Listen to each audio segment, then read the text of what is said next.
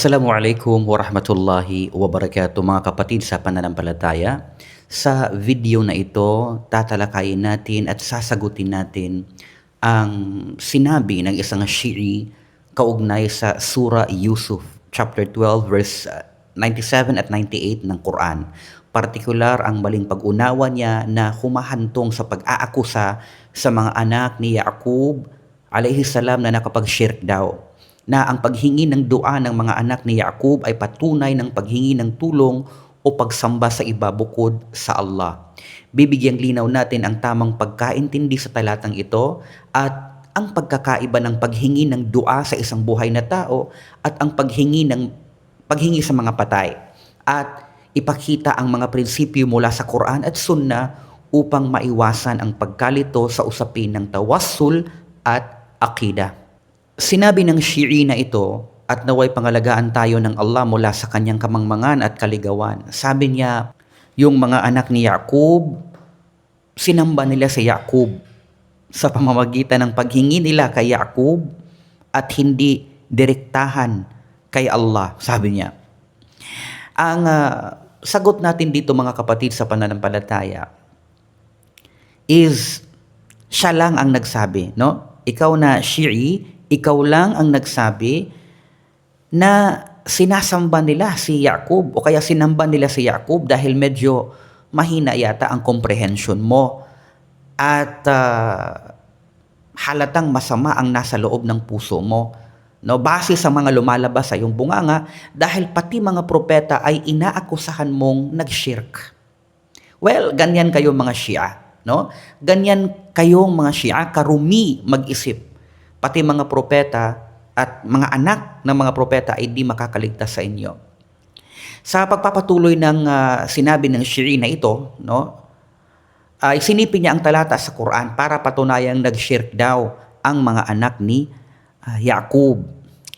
Ang talata na sinipin niya ay nasa Surah Yusuf.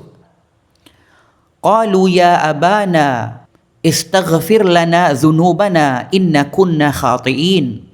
They said, O our Father, ask for us forgiveness of our sins. Indeed, we have been sinners. Ang sagot natin sa punto niya na ito, well, sa talatang ito ay buhay pa si Yaqub at kausap nila sa panahong yon, kaya hindi ito shirk. Halimbawa, sasabihin mo sa nanay mo, Nanay, ipagdua mo ako sa Allah na sana patawarin at gabayan ako.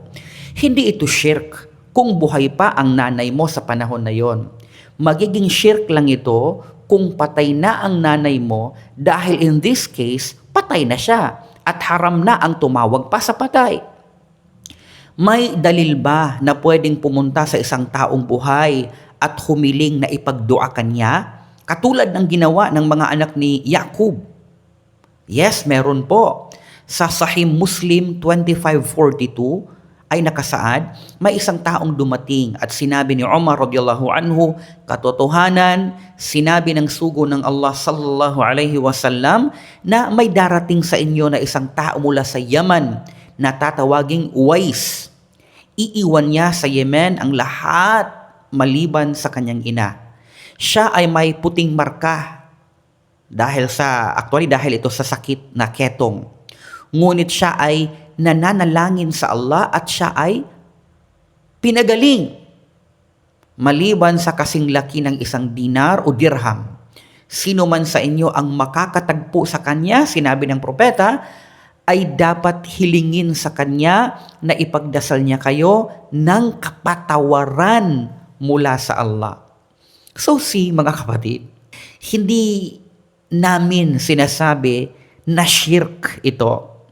Kayo lang talagang mga Shia ang may lakas ng loob sabihin yan dahil di kayo makaintindi. Tapos sa pagpapatuloy ng Shi'i na ito, nag-quote siya. Kinote niya yung karugtong na talata sa Surah Yusuf, chapter 12, verse 98. Qala sawfa astaghfiru lakum rabbi innahu huwal ghafurur rahim. He said, I will ask forgiveness for you from my Lord. Indeed, it is He who is the forgiving, the merciful. Tapos, ang nakakatawa pa, may maranaw pa talaga, no?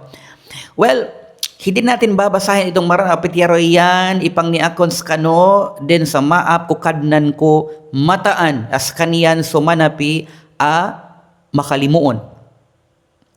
So sabi niya, after itong maranaw, how about this?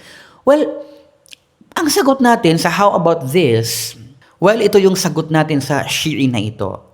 Ya Shi'i, ito ang malinaw na ebidensya na hindi si Yaqub ang nagpapatawad. Siya ay tagapamagitan lamang sa dua habang buhay pa siya dahil pwede pa itong gawin.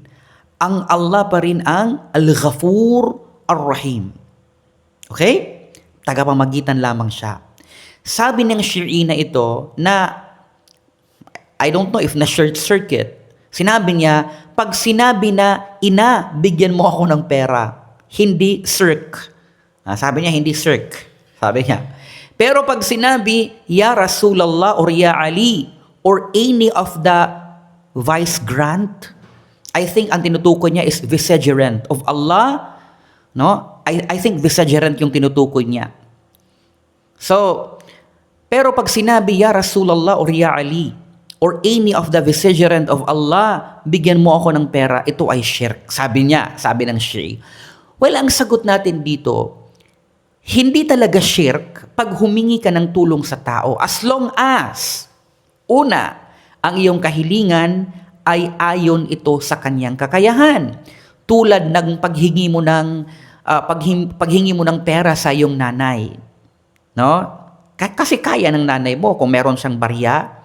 Ngayon, kung ikaw ay hihingi ng tulong sa nanay mo na sana ay pabagsakin niya ang mga bituin o kaya ay paulanin niya o kaya ay buhayin niya ang mga patay, kung gayon ito ay shirk dahil tanging ito ay kakayahang nauuko lamang sa Allah. Pangalawa, hindi rin shirk na humingi ka sa tao as long as buhay pa siya sa mundong ito. Okay? Buhay pa sa mundong ito. Kahit humingi ka pa ng pera sa kanya, no? Pwede mo namang gawin ito, katulad ng unang sinabi natin. Pero kung siya'y patay na at nandun na sa mundo ng kabilang buhay sa barzakh, di malinaw na shirk ito dahil tumatawag ka na sa isang patay. Naintindihan mo? So ngayon, may dalil ba na pwedeng humingi ng tulong sa tao? Yes, meron po. Dapat pa nga ang dalil na ito ay kabisado ng mga Shia. Bakit? Dahil nabanggit ang salitang Shia sa talata na ito. Pero hindi naman talaga sila ang tinutukoy dito. Nakasaad sa Quran, sa Surah 2, Al-Qasas, chapter 28, verse 15. Sinabi ng Allah subhanahu wa ta'ala, فَاسْتَغَاثَهُ الَّذِي مِنْ شِيعَتِهِ عَلَى الَّذِينَ مِنْ عَدُوِّهِ فَوَقَزَهُ مُوسَى فَقَضَى عَلَيْهِ. Ang isa kabilang sa kanyang pangkat ay humingi sa kanya ng tulong laban sa kaaway nito at sinuntok ni Musa at di sinasadyang kanyang napatay. So, sa talatang ito, may taong humingi ng tulong kay Musa at tinulungan niya at hindi ito shirk dahil buhay pa si Musa sa panahong nangyari iyon. Sinuntok pa nga niya eh. Okay? So, pwede tayong humingi ng tulong sa ating kapwa-tao. Isinalaysay lamang ng Allah ang mga kaganapang ito para mapulutan natin ang aral. Okay? So sabi ng Shi'i, how is it possible? O English, no? Nakakatakot, basta English na. Who is the nearest to Allah? Your mom or the prophet and his household? How is it possible that it is not applicable to more beloved by Allah? Sabi niya. Well, ang sagot natin sa Shi'i na ito, closeness to Allah is not measured by emotional nearness, family relation, or even rank in creation. It is measured by what Allah Himself has legislated. Your mother may be the closest to you in lineage and emotion, and the Prophet Muhammad sallallahu alaihi wasallam and his household are the most beloved of creation to Allah, but this does not change the rules of worship and supplication. Allah has clearly defined that dua or supplication is directed to Him alone, regardless of who the person is. Even the Prophet sallallahu alaihi wasallam said he has no control over benefit or harm except what Allah wills. And Allah commands in chapter 72, verse 18, so do not call upon anyone besides Allah. So the issue is not who is more beloved, but rather who has the authority and power to answer dua. And only Allah has that.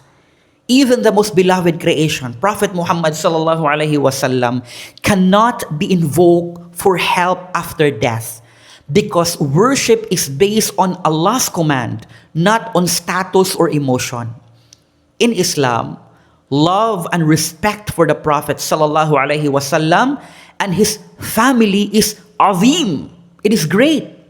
But worship and supplication remain strictly for Allah alone. Sabi ng Shi'i na ito, alam nyo, wallahi, mahal ko ang Muhammad and his family more than to my parent and to anyone. Sabi niya. Kahit kailan, sabi niya, hindi nyo talaga ito maiintindihan kasi bulag ang inyong mga mata. Ang sagot natin dito, para sa Shi'i na ito, please listen to this. Loving Prophet Muhammad sallallahu alaihi wasallam and his family is part of faith for every Muslim. And no one denies their greatness or honor. But love does not change the boundaries set by Allah subhanahu wa ta'ala. In this religion, even the most beloved creation cannot be given acts of worship such as dua or seeking help in matters that only Allah controls. And ang pagsasabi mo na hindi nyo talaga maiintindihan at tinawag mo pa kaming bulag ay hindi ebidensya sa relihiyon. Yung mga ad hominem mo. Okay? Ad hominem ang tawag dito. Ang katotohanan ay hindi napapatunayan sa emosyon o pang-iinsulto, kundi sa malinaw na dalil mula sa Quran at sa mga sahih, authentic na sunnah. Ang isang Muslim ay maaring mahalin ng labis ang propeta sallallahu alaihi wasallam kahit higit pa sa sariling pamilya sa usapin ng pananampalataya at paggalang. Ngunit kasabay nito ay mananatili siyang sumusunod sa utos ng Allah na ang lahat ng pagsamba at dua ay dapat lamang ibigay sa Kanya. So ito po yung kasagutan natin. Itong comment ng Shi'i na ito ay wala pong napatunayan. Hindi po nito kayang tumayo sa sarili nitong paa.